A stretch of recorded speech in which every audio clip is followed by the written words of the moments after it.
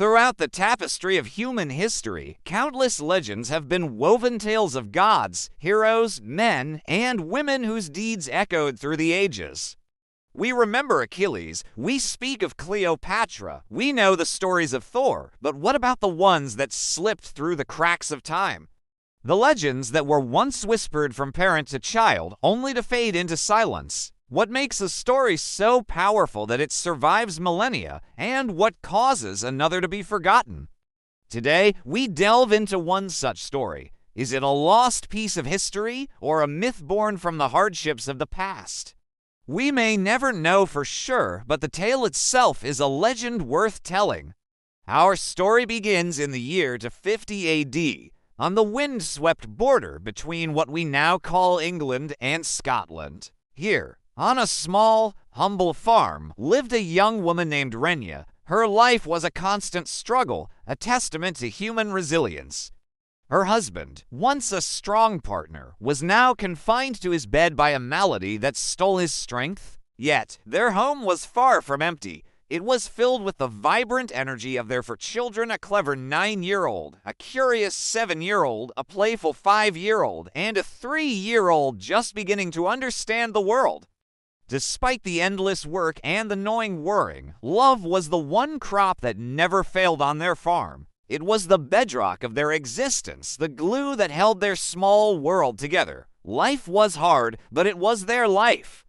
They tilled the rocky soil, tended their meager livestock, and found joy in the simple moments: a shared meal, a child's laughter, the warmth of the hearth on a cold night.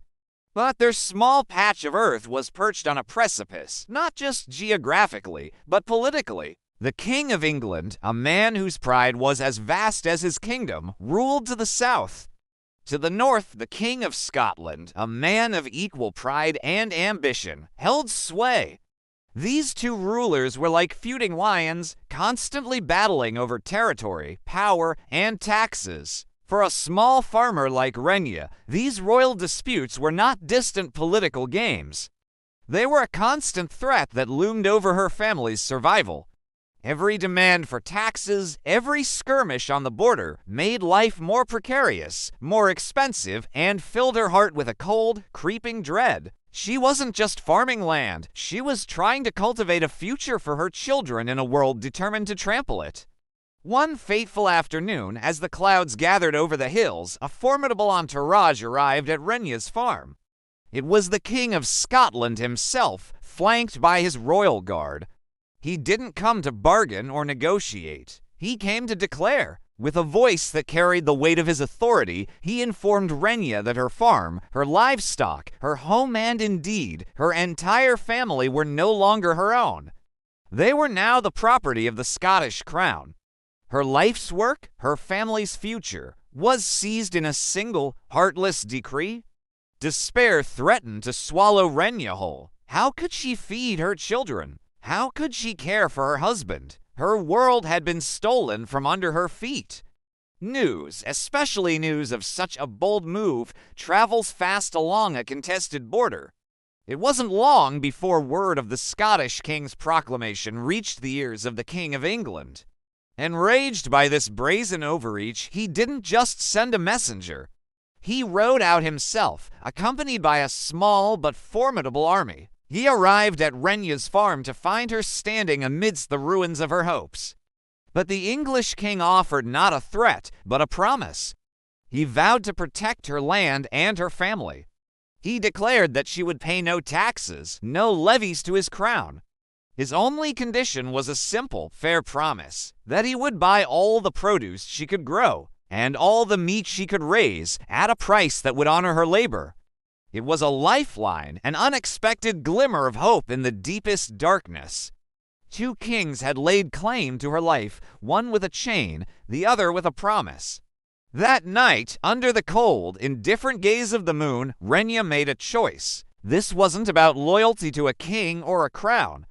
It was about her husband, her children, her home. It was about survival. Taking a sharp, well-honed knife from her kitchen, a tool she used daily to feed her family, she slipped away from the farm. She moved like a shadow through the familiar hills and moors, her path guided by a fierce, maternal resolve. Her destination was the camp of the Scottish king. She found him sleeping, unguarded in his arrogance, and with a single, decisive act, she ended the threat to her family forever. She killed the king who had tried to own them. She returned to her farm before the sun rose, the heavy deed done. When the King of England learned what had happened, he didn't see a criminal. He saw a mother, a wife, a woman pushed to the edge who did the unthinkable to protect what she loved. He understood, more than that, he honored her sacrifice.